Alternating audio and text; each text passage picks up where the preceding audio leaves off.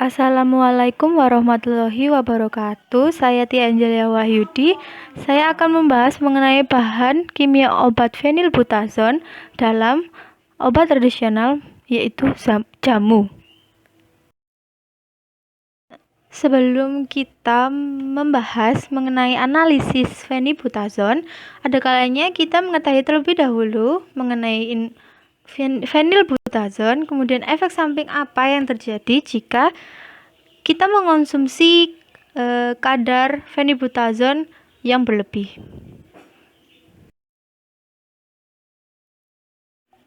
Apa itu fenilbutazon? Fenilbutazon merupakan turunan dari pirazol yang memiliki kerja analgetik, antipiretik, dan antiinflamasi. Karena efek samping yang sering terjadi, maka indikasi untuk fenilbutazon sangat dibatasi. Fenilbutazon ini sering dikenal sebagai butazolidin yang memiliki rumus C19H20N2O2 dengan massa molekulnya 308,374 gram per mol. Biasanya fenilbutazon ini digunakan untuk obat antiinflamasi non-steroid yang bekerja sebagai antiinflamasi melalui penghambatan enzim siklooksigenase dan penghambatan terhadap pembentukan mediator inflamasi seperti prostaglandin.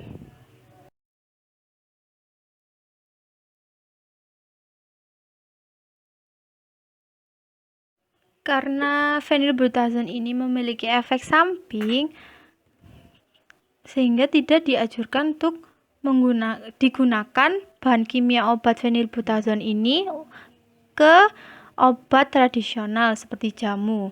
Namun, sampai saat ini penggunaan jamu masih menggunakan bahan kimia fenilbutazon ini.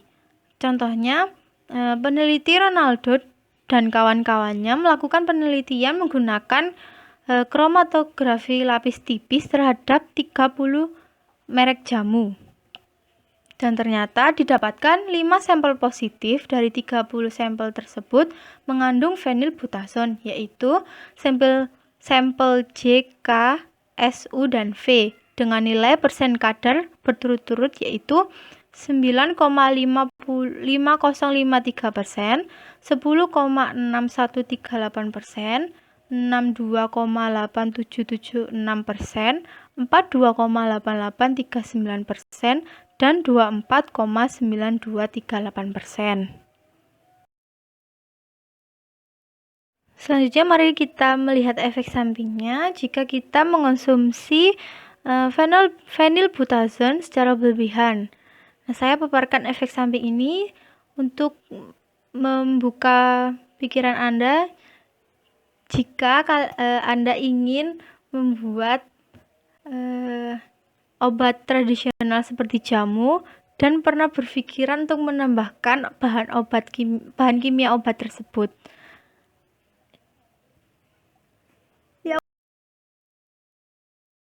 Yang pertama kita membahas efek samping yang ringan terlebih dahulu. Yang pertama, efek samping pertama yaitu timbul rasa tidak nyaman pada saluran cerna. Kemudian mual, kemudian diare, kemudian radang pendarahan dan tungkak, kemudian reaksi hipersensitivitas terutama angiodema dan bronkospasme, sakit kepala, kemudian pusing, kemudian ada vertigo, ada penyakit gangguan pendengaran, kemudian ada fotosensitivitas yaitu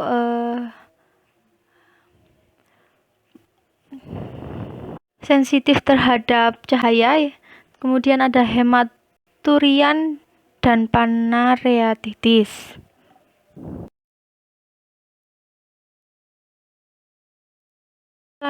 Nah, selanjutnya kita akan membahas mengenai efek samping yang penyakit yang berat, termasuk berat, yaitu yang pertama ada paroritis, kemudian ada colitis, ada gondong, ada hepatitis, ada hematurian, ada nefritis, gangguan penglihatan, ada leukemia jarang, trombositopedia, agranulositosis, ada anemia aplastik, dan eritema multifoema 9 sindroma Stevens-Jones. Bagaimana? Apakah Anda masih memiliki pikiran untuk menambahkan bahan kimia phenylbutazone ini ke dalam jamu? Nah, selanjutnya kita akan membahas mengenai analisis uji phenylbutazone ini. Ya, agar kita mengetahui gimana sih caranya mengetahui jamu itu ada tidaknya phenylbutazone. Yang pertama ada uji kualitatif, yaitu tujuannya untuk mengetahui ada atau tidaknya saja senyawa phenylbutazone pada sampel jamu. Langkah yang pertama yaitu membuat larutan standar terlebih dahulu, yaitu dengan menimbang padatan phenylbutazone sebanyak kurang lebih 50 mg. Usahakan ini menimbang menggunakan neraca analitik karena neraca analitik lebih teliti pengukurannya daripada neraca Mettler. Kemudian dilarutkan dengan sedikit metanol dan dituang ke dalam labu takar 50 ml. Mengapa menggunakan metanol? Karena phenylbutazone dia mudah larut dalam alkohol. Selanjutnya ditanda bataskan dengan metanol. Langkah yang kedua, kita membuat larutan ujinya, yaitu larutan sampelnya, yaitu menimbang sampel jamu kurang lebih 400 mg, kemudian disonifikasi dengan 10 ml metanol. Disonifikasi ini tujuannya untuk mencampurkan senyawa-senyawa yang terdapat dalam larutan hingga homogen dengan cara mengalirkan elektromagnetik ke dalam sampel. Kemudian larutan tersebut disaring dan diuapkan hingga warnanya pekat. Nah, langkah ketiga yaitu identifikasi phenylbutazone menggunakan kromatografi lapis tipis. Prinsip dari kromatografi lapis tipis yaitu pemisahan komponen-komponen sampel berdasarkan perbedaan kepolaran. Jadi, jika ingin mengidentifikasi suatu senyawa menggunakan KLT, lebih baik kita mengenal terlebih dahulu kepolaran senyawa tersebut sehingga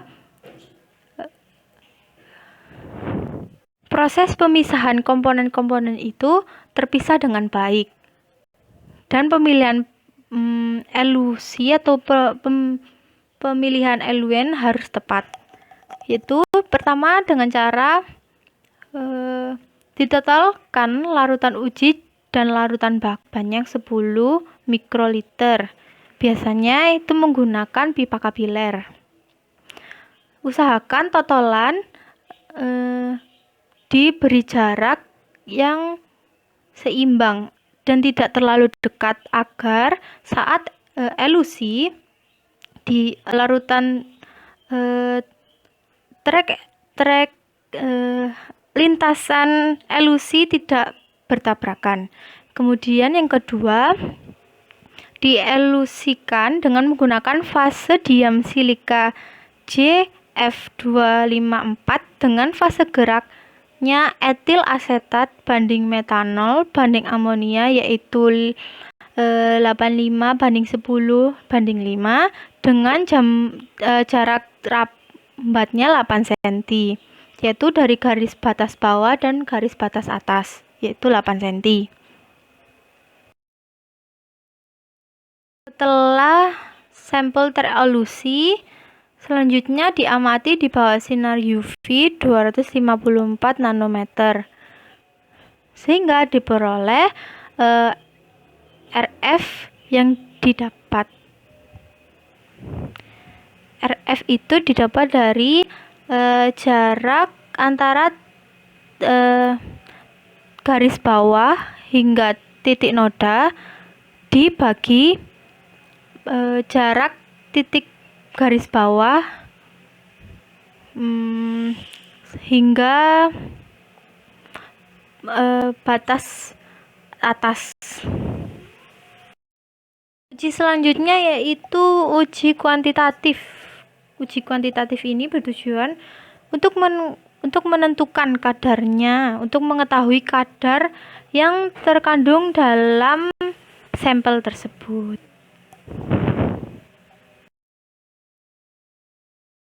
Pertama yaitu pembuatan larutan uji terlebih dahulu, yaitu menimbang sampel jamu kurang lebih 400 mg dengan menggunakan neraca analitik.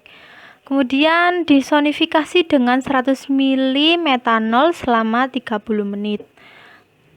Selanjutnya larutan tersebut disaring, kemudian diencerkan kembali hingga 50 kali.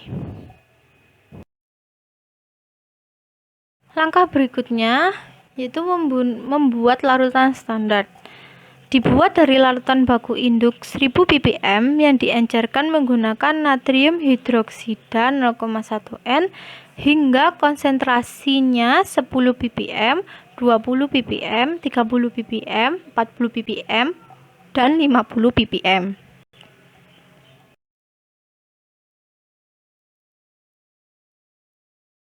Selanjutnya menentukan kadar fenilbutazon menggunakan spektrofotometer UV-Vis.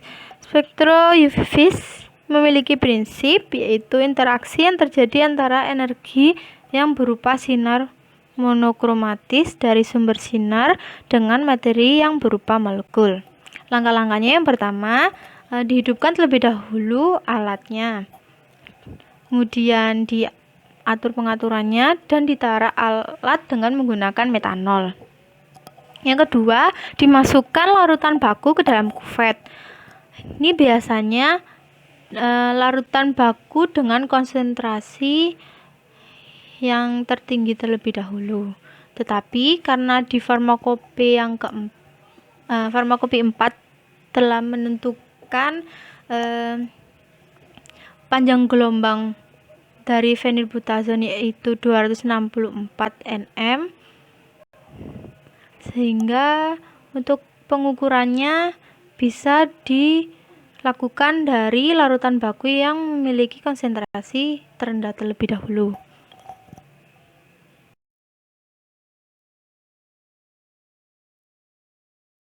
Kemudian langkah yang ketiga, dicuci kuvet dengan larutan uji, kemudian dimasukkan larutan uji ke dalam kuvet dan diukur absorbansinya menggunakan spektrofotometer UV-Vis.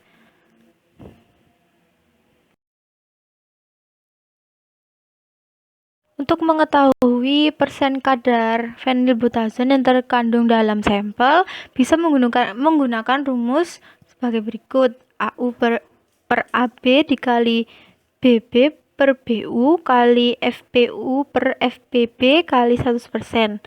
AU di mana absorbansi larutan uji dan AB adalah absorbansi dari larutan baku, dikali berat yang tertimbang dari larutan baku tadi dibagi berat yang tertimbang larutan uji, sampel, kemudian dikali faktor pengenceran larutan uji dibagi faktor pengenceran larutan baku dikali 100%.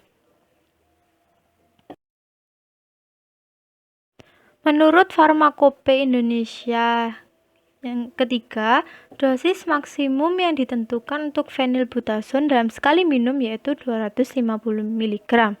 Nah, bagaimana jika ada industri jamu menggunakan kadar yang melebihi dari ketentuan tersebut? Nah, industri jamu itu akan melanggar peraturan Menteri Kesehatan Republik Indonesia nomor 246 garing Menkes garing per garing 5 garing 1990 pasal 23 tentang persyaratan obat tradisional dan Menkes Republik Indonesia nomor 6 tahun 2012 pasal 33 dan pasal 37 tentang industri dan usaha obat tradisional bahwa obat tradisional dilarang mengandung bahan kimia, hasil isolasi atau sintetik yang berkhasiat obat.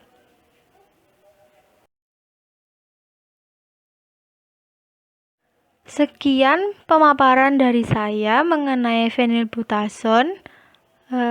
Semoga materi-materi tadi bisa membuka wawasan Anda mengenai bahayanya phenylbutazone dan seperti apa itu phenylbutazone.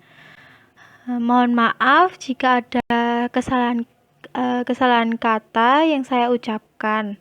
Terima kasih.